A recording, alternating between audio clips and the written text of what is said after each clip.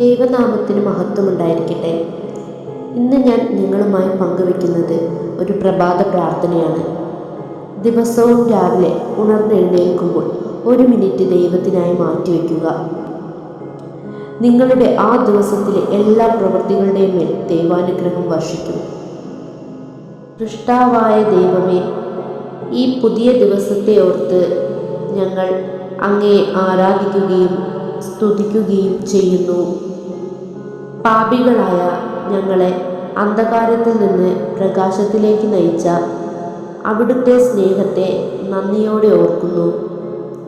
ഞങ്ങൾ ഈ ദിവസത്തെ എല്ലാ പ്രവൃത്തികളും അങ്ങേക്ക് കാഴ്ചവെക്കുന്നു. വിശ്വാസത്തോടും തീക്ഷ്ണതയോടും കൂടെ അവിടുത്തെ മഹത്വത്തിനു വേണ്ടി ജോലി ചെയ്യാൻ അങ്ങയുടെ പരിശുദ്ധാത്മാവിനെ അയച്ച് ഞങ്ങളെ സഹായിക്കണമേ.